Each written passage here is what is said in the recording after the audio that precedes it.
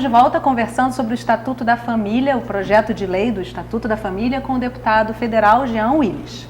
Jean, no bloco anterior a gente finalizou trazendo um pouco da questão dos direitos das mulheres, que é uma questão que está muito pungente nesse momento, né? As mulheres estão se utilizando da internet realmente para requerer vários direitos e reclamar de muitas questões. Queria que você me falasse qual a importância da internet para essas mudanças no debate que a gente está vendo, na sua opinião. Olha, a internet tem uma mudança, uma importância muito grande nessas mudanças. Na verdade, a internet produz um impacto profundo na política, na cultura, nas estruturas cognitivas, nas subjetividades humanas, né? O mundo não é mais o mesmo depois das novas tecnologias da comunicação e da informação. E não é mais o mesmo para bom e para mal, né? Se por um lado aprofunda a democracia, amplia o potencial de intervenção, de participação direta dos cidadãos nas instâncias decisórias, né, nas discussões públicas. Por outro lado, também a internet permite a articulação em rede de fascistas, de imbecis, de redes criminosas. Nós temos aí a Deep Web, que é o que chama de internet profunda, que é um lugar que ainda não se conhece direito, mas que onde opera muito o comércio ilegal de drogas, de armas, de órgãos. E na internet superficial, que é essa que a gente navega, tem a articulação de fascistas, né? A gente vê aqui no Brasil, por exemplo, crescendo um movimento fascista, inclusive conduzido por um deputado federal eleito, mas ao mesmo tempo a internet, ela é isso, ela permite que as pessoas reajam, que as pessoas se organizem. Diante da ameaça concreta de retirada de direitos já conquistado pelas mulheres no Brasil, a internet permitiu reacender a chama do feminismo, né? O feminismo não é novo, embora muita gente ache que o feminismo seja novo e acuse as mulheres feministas de feminazes num trocadilho infeliz, quando na verdade nazi é quem é contrário aos direitos das mulheres, não as mulheres que estão reclamando pelos seus direitos.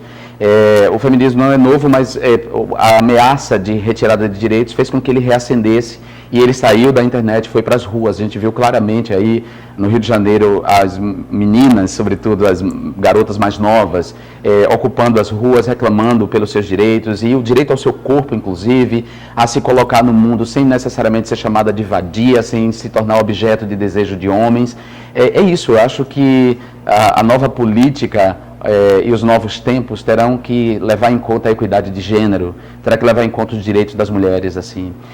Eu, por exemplo, tomei uma decisão, eu não participo de nenhuma mesa de debate, de palestra, que não tenha, se 3 pessoas, uma tem que ser mulher, certo? 3 pessoas na mesa, uma tem que ser mulher sempre. Para começar, né? Para começar. O ideal, tendo 4, 2 tinham que ser mulheres. E com isso a gente vai ter que pensar nisso para outros grupos subalternos que não têm representação e que estão excluídos. Vamos pensar nas pessoas negras, os afrodescendentes, as pessoas de pele preta que estão ausentes dos espaços também e das instâncias decisórias, das mesas de debate. Vamos pensar, inclusive, quando a gente falar de mulheres, vamos pensar nas mulheres trans, porque até o próprio feminismo tem um problema em contemplar a reivindicação das mulheres trans, de levar em conta a identidade de gênero.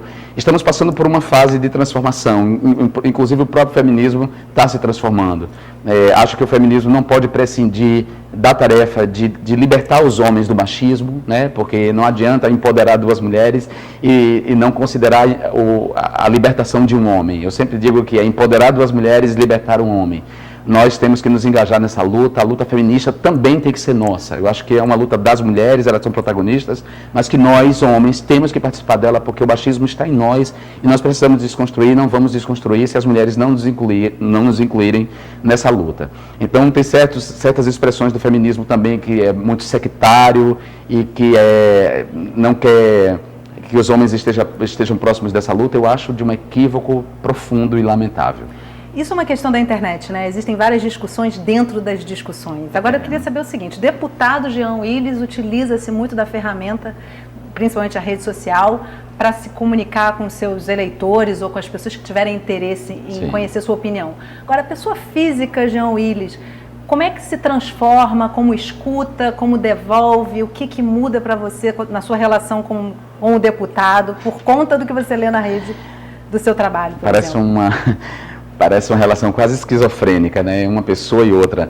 Na verdade, a pessoa pública, a pessoa jurídica, ela tem muito da pessoa física, né? Essa luta não é uma luta que eu travo à distância, num papel de observador. como a maioria dos políticos agem em relação às suas questões. Claro que eu não estou falando daqueles que usam os mandatos para enriquecimento pessoal ou da sua família. Eu diria que tem uma boa quantidade que faz isso.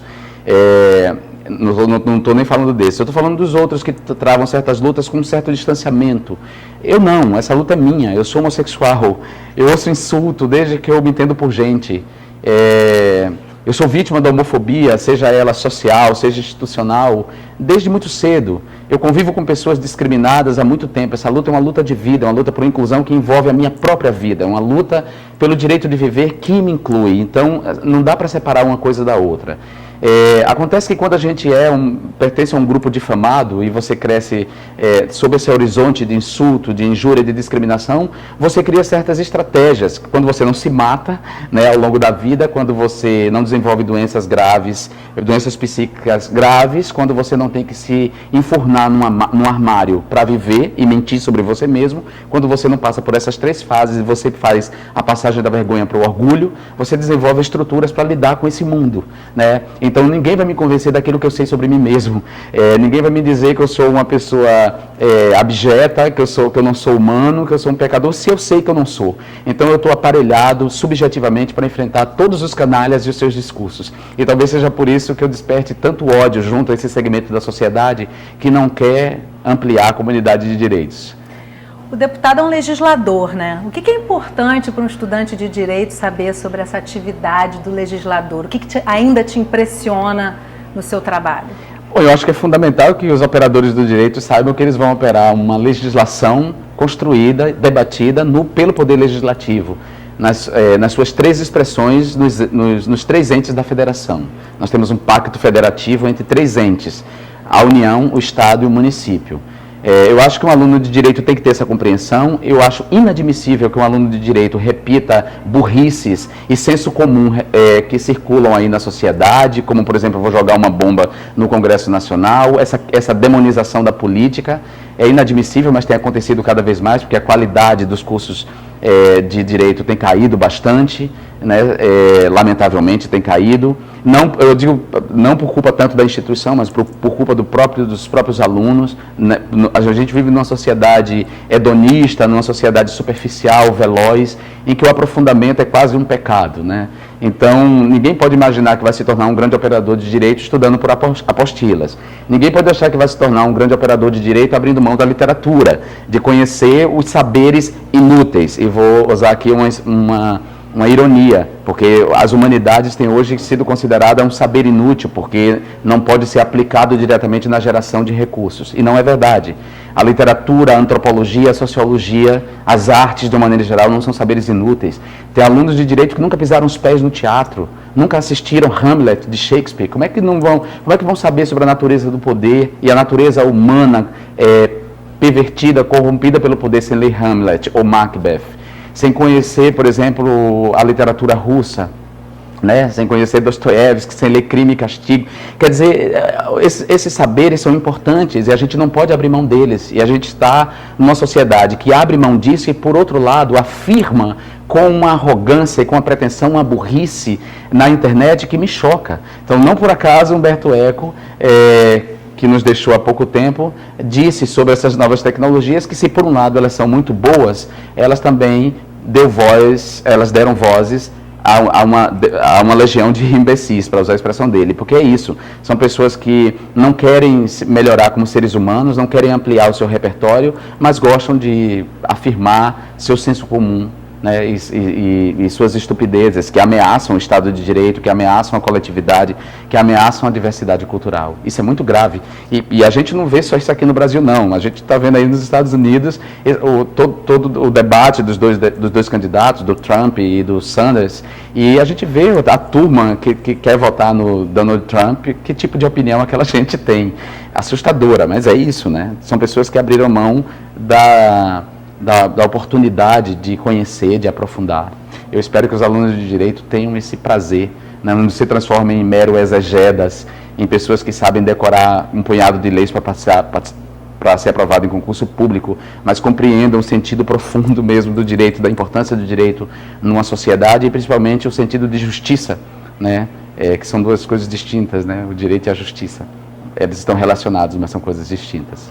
Deputado, para a gente terminar o programa, você, antes de ser deputado, você é jornalista, já tinha livros publicados, enfim, você já era uma pessoa que lidava com conhecimento. Sim. Que inocência você perdeu no Congresso? Não perdi inocência nenhuma no Congresso, não. Eu era um cara bastante antenado e politizado. Mas você fica um pouquinho, viver ali aquela realidade te traz alguma coisa ainda? Não, eu vou te dizer assim, que estar no Congresso Nacional, para mim, bom, eu tenho que lidar com gente terrível. Eu tenho que lidar com pessoas horríveis, assim. E ter que manter a liturgia do cargo, né? Chamá-los de Vossa Excelência, por exemplo, né? E ter que, infelizmente, né, ter que ouvir aquelas pessoas defenderem aquelas barbaridades e respeitar o direito delas de dizerem aquilo, né? Para mim, essa é a grande questão. Algum comentário para a gente finalizar o programa, assim, com relação a tudo isso que você vê hoje no Brasil? O Brasil e a história mundial estão vivendo um momento muito importante, né? Para o bem e para o mal, mais para o bem, a gente vai demorar alguns anos para saber.